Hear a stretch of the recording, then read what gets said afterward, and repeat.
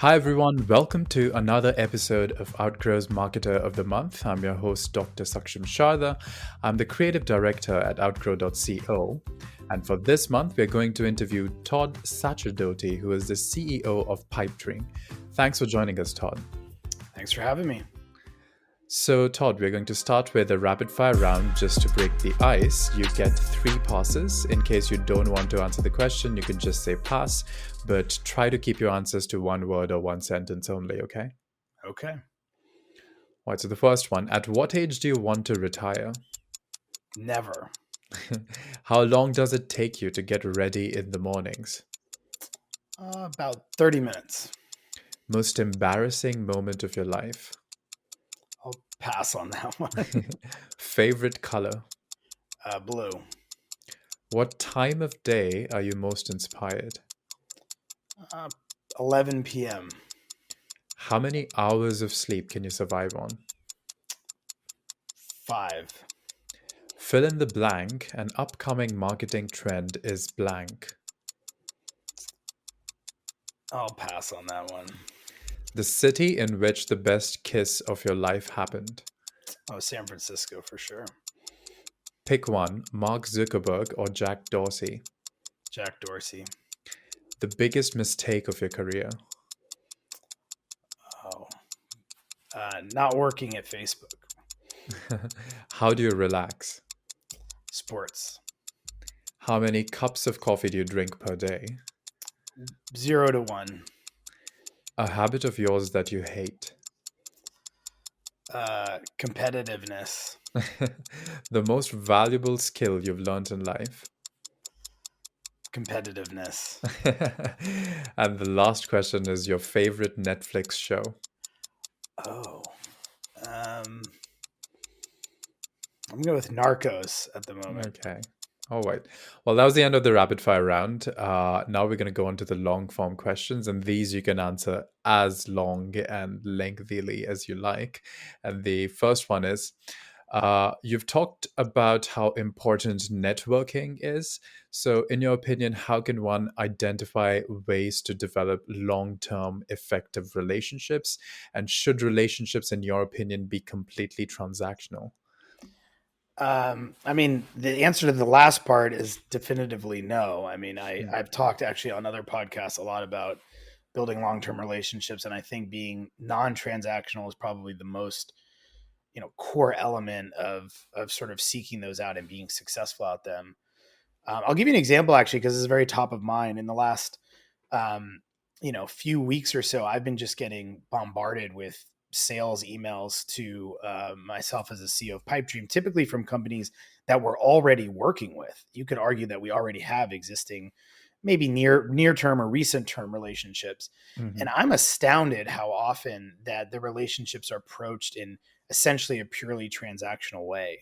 And I would say the vast majority, 90% plus, have on a silver platter, a way to build a real relationship, find win-wins, find ways to help our business to grow our relationships with them.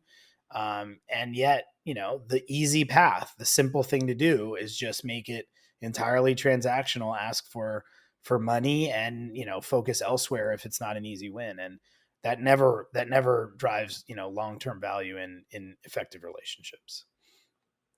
So, what's a good example of a relationship building that you would give? That you've seen in the sales most of my discussions are about kind of being a CEO founder, but I'll take the sales example as a test case here. But the absolute first question that every salesperson should ask when they contact me is, how could we help you grow your business? I mean, that's what I care about as the CEO of the company. First and foremost is I'm trying to build a startup into a meaningful, rapidly growing company. And many of these companies that we contract with, I'm talking about companies like AWS and Snowflake and Redis and Twilio. These companies can help our businesses in very material ways, probably in ways that the salesperson actually has direct access to. And it's literally like the first 5 minutes of a 30-minute conversation could just be about, let me learn more about your business and how I could help you. And instead, they're approached with generally like, how much are you spending today? What would it take to get you to spend more tomorrow? And it's just completely backwards. I mean, my response to that in most cases is I'd rather not take the call, just do it over email. And basically it's just a negotiation, right? There's no relationship building at all.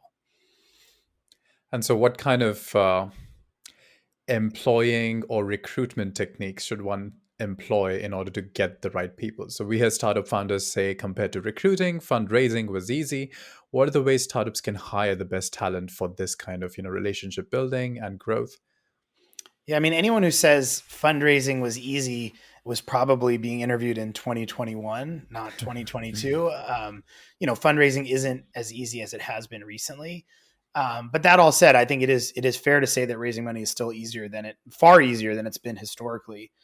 I mean, the things that we think about internally at Pipedream in terms of attracting great talent, first and foremost, is be a remote company, right? We just have my last company was based in Silicon Valley. We hired locally.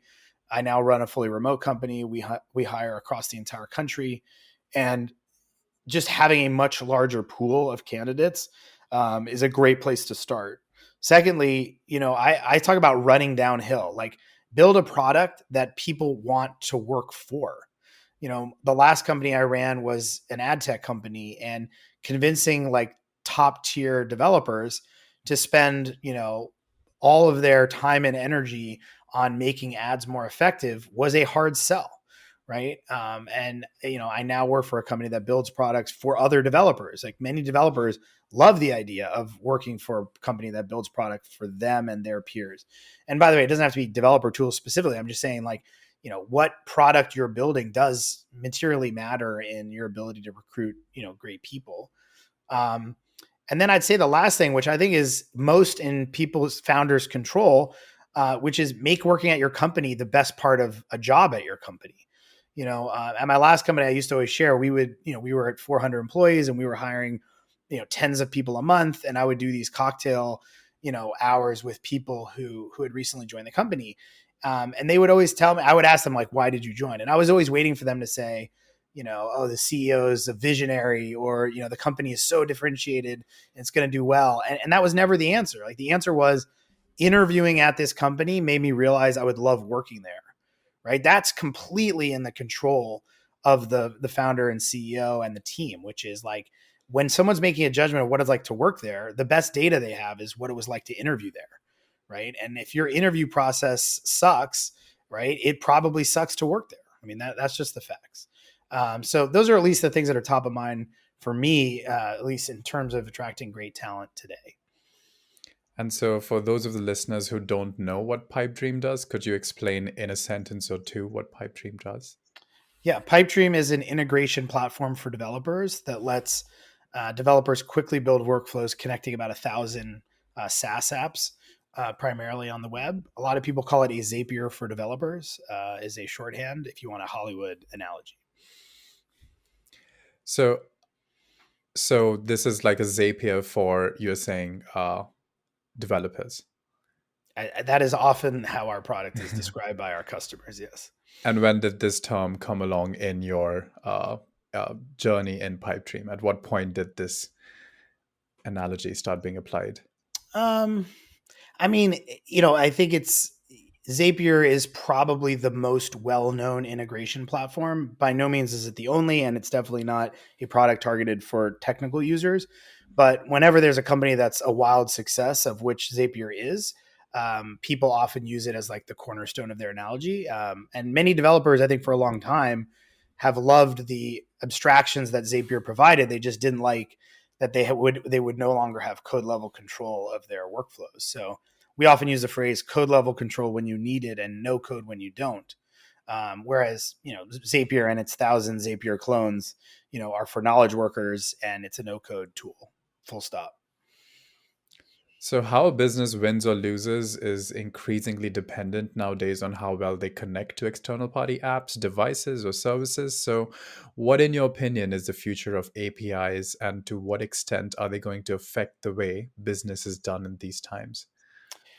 Yeah, I mean, what's interesting about that, the question is that I think actually it's easier than ever for companies to sort of connect with other companies via API. And that's because there's so many, integration type platforms available. So I sort of think the market will bifurcate where companies will be responsible for what I call the blockbuster integrations. Basically, the integrations that every user expects to be like first class in the product and, is completely like integrated in a way that as if it was a feature built by the product that you're using. Those will almost always be built by the company directly.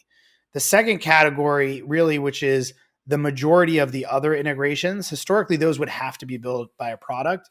And now I think many of those can be solved by third party platforms. And then I think the piece that has historically been unsolved and is now going to be solved almost exclusively by third parties is like the long tail. Now we're talking, these integration platforms now solve thousands of integrations, not hundreds. And so it's very unlikely that you won't be able to find a way to connect whatever app it is you're using with whatever, other app you use internally. So I think all of that's getting easier. So in many ways, for the core company that you're asking the question about here, I think that you just focus on the blockbuster integrations and you make sure that they're world class. And how does one go about picking the blockbuster integrations? I mean, usually they're clear. I mean, the whole reason they're quote unquote blockbusters because every user wants them. Like I always say, like if your users want to get notified about changes in the app or errors or something like that in Slack, that's like an obvious blockbuster integration. Like a large percentage of your company customers need to get notified and a large percentage of them use Slack. So they would expect a one-click like get notified in Slack as a feature. But like, does that mean they expect to get notified in Discord or in Mattermost or, by SMS or, by some other like longer tail thing? Probably not. Those aren't, I think, reasonable expectations. So when I say blockbuster, it should almost be so obvious you don't have to do any work. The harder question is when you get out of the blockbuster ones and you're like, well, some of our customers really like it and we think we could drive revenue, but we don't really think it applies to that many of our customers. That's not a blockbuster integration, and that's likely where third parties will come in. And so, what are some of the up and coming integrations that you've seen in your platform? Well, that's a great question. I'd say we've been surprised by, I mean, none of these are going to be a total shock, I guess, once you think about them, but we've been surprised recently by Notion, actually. Notion, I would say, is far ahead of where we would have anticipated it. Airtable and Discord were kind of like the last generation of things that surprised us. I mean, more than anything, the category that is, the two categories, I guess I would say, that are most commonly outperforming versus expectation is one is sending like data to a quote unquote database. And I use air quotes because that could mean Snowflake, but it could also mean like Google Sheets or Notion or Airtable. So, sort of like lightweight databases is probably one.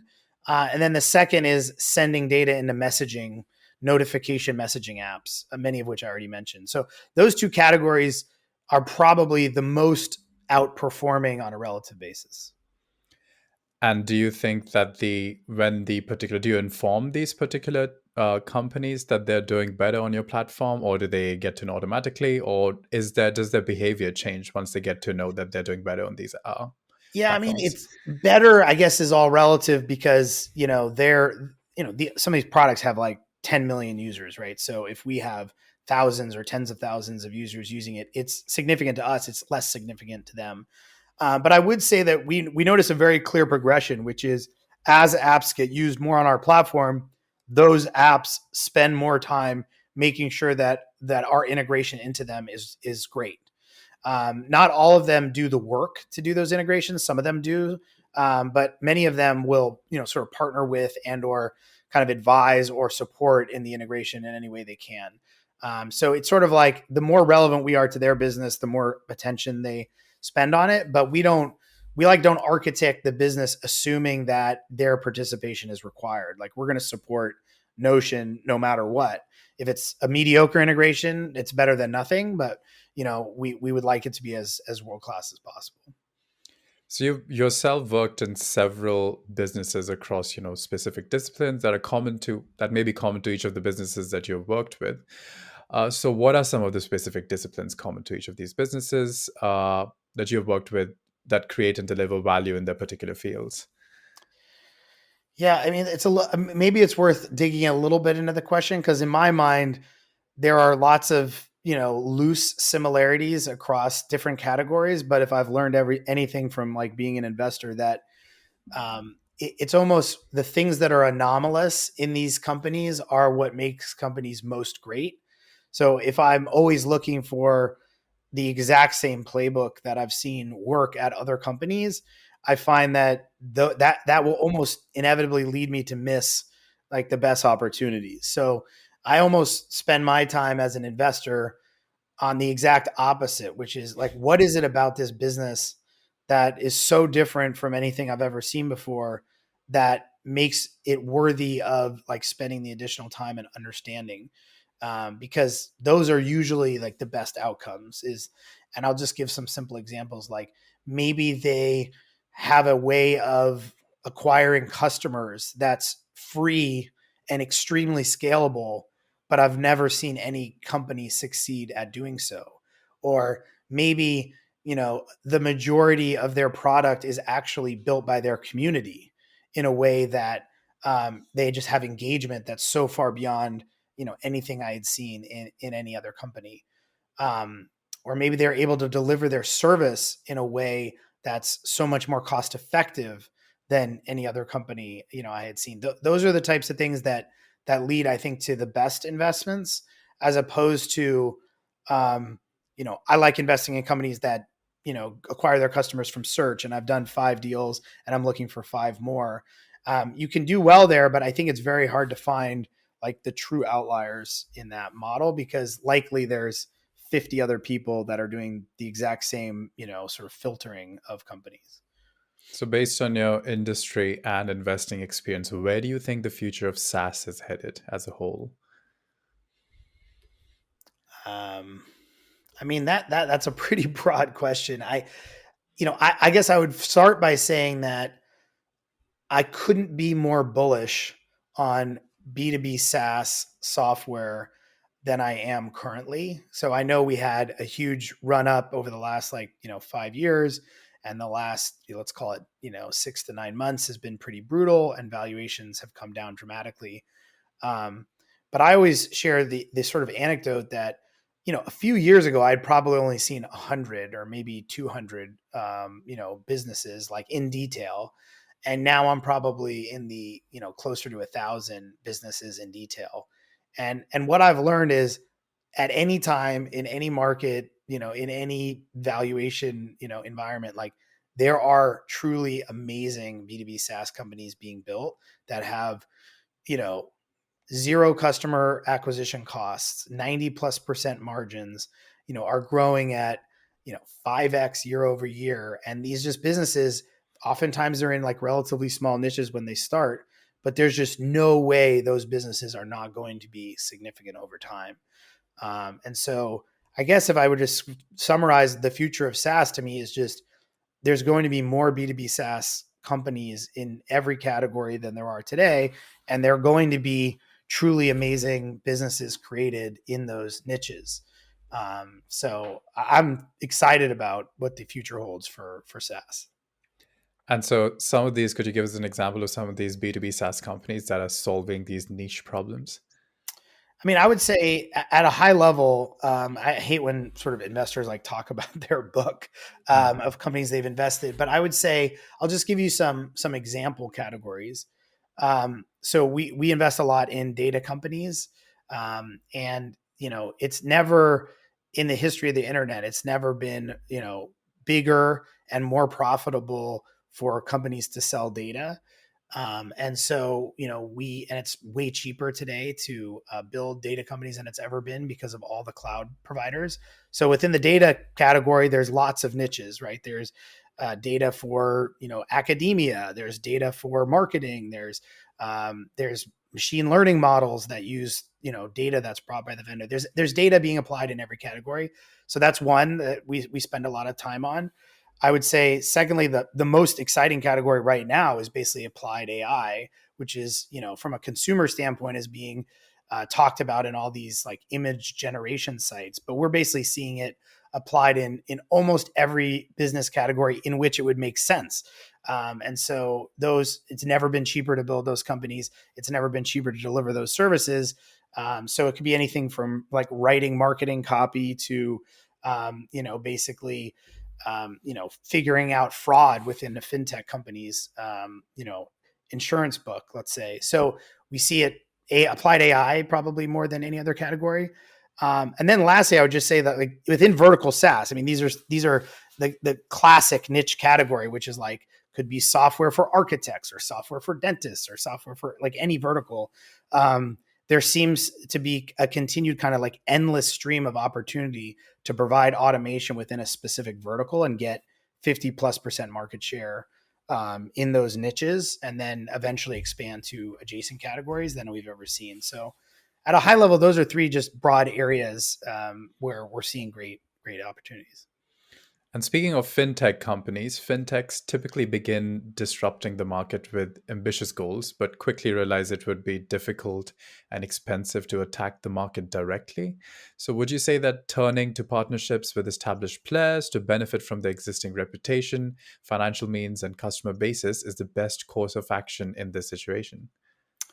I don't run a fintech company, so I always sort of like defer to founders who do. But I have invested, and actually, some of my best investments in my life have actually been in fintech companies. And I would just say that this advice doesn't exactly match my experience with those investments. Like I think partnerships in general can help startups, fintech or otherwise, but I think they're rarely a panacea because, finding product market fit and creating some sort of like market disruption and advantage is the goal. And partnerships can be easily replicated. So, I found, at least particularly early in a startup's journey, partnerships typically like remove focus on product innovation rather than encourage it, because they sort of like distract the team to rely on the brand and the halo from the partner. And oftentimes those partners don't want to king make a single startup, right? So they'll likely work with your direct competitors as well. And so it's like you kind of want to, I think, make market disruption in ways where you can like close the door behind you. And partnerships generally aren't that. Partnerships are generally like the door is, you've opened the door, you've proven the model, and you're letting other people come in. So they can be helpful, but I wouldn't say I would recommend it first, or look for it when I'm trying to understand why somebody's doing particularly well. And so, when it comes to investing again, what are some tactics that VCs use when it comes to finding the right companies? I know you told us one of your tactics, but in general, what are people using? Well, I mean, I think the term innovative may not be the right word, but sort of like the best modern innovative, like of this moment VC firms, look more like companies than they do look like traditional partnerships. They have data science teams that are, using data to identify companies to reach out to that they think are doing particularly well. And they have like inside sales teams. They would never describe it as that, but they're basically inside sales teams where, partners or junior partners are sort of like programmatically using marketing tools to outreach, to founders. So you have one team kind of identifying companies, another team reaching out and trying to build those relationships to like get access. And then who actually invests, I think, is a little bit dependent on the firm. But what's most interesting to me about these sort of modern, best firms is that they're kind of like partner independent, meaning like it's the same way at like a software company where you have good salespeople and not as good salespeople, but you can swap out, you can hire a new salesperson, they can be successful. Like these new firms, they can hire new partners and swap them out. And they're not dependent on like the individual relationships of some hero partner like the traditional firms were. And so to me, that's actually the most interesting, which is like they're starting to use the best practices from software to build investment businesses. And in many ways, they just, they're fundamentally changing the dynamics of the investment industry as a result. And so, where's the investment industry headed in that case? Well, I mean, you could argue that if we follow that path, that you'll have, kind of you'll never have a real changing of the guard. The absolute top, like the top tier, 5 to 10 firms, I don't think those change, but I do think you'll have a kind of changing of the guard within that, kind of middle range where probably the majority of the money is. So I think that's exciting for, Silicon Valley and tech in general. I will say, as a founder who's, bombarded with inside sales emails, I'm not totally convinced that this process will scale. So I think that there is a little bit of reckoning coming down where, some of these new innovative firms, like every software sales team ever, by the way, are going to realize over time that that technique is not going to continue to work as everyone replicates it. So, I think that means that there's going to be, as there always is, like the next wave of differentiation on the VC side. If I knew what that was, I would do it, but it's hard to know exactly what it is at this time. And is applied AI going to make an inroad there? I mean, I've personally looked at a bunch of these companies that are like doing the identification, like, oh, here are the 10 best companies. And it's like, I'd say the majority of the time I'm underwhelmed, but every once in a while you like look at a list and you're like, they identified, a small number of companies of which I probably would have heard of any of them. And, let's say a list of 10 or 20 that are like their number one recommendation at this moment in time. And some of them are amazing, right? So it's like, you're starting to see, it's not really applied AI as much as probably like machine learning, but there are pockets that pique my interest, I guess I would say. All right. So the last question for you is a personal question, which is, what would you be doing in your life if not all this? Oh, that's such a good question. My favorite answer to this question that anyone ever said when I asked them that is they said, I'd be a cult leader. And I always thought that was the biggest answer, but that doesn't really resonate for me. If I wasn't, I'm at my core, I'm a builder, right? So if I wasn't building companies, I would be building something else. I'm not the inventor, the recluse inventor, like in a, basement with no windows tinkering type, but, I'd be wanting to build something. So whether that's something physical or an organization or a nonprofit, or, I'd be building something that, had meaning to me and hopefully meaning to other people. Okay. All right. Well, that was the last question. Thanks, everyone, for joining us for this month's episode of Outgrow's Marketer of the Month. That was Tod Sacerdoti, who's the CEO at Pipedream. Thanks for joining us, Tod. Thanks for having me. Check out their website for more details, and we'll see you once again next month with another Marketer of the Month.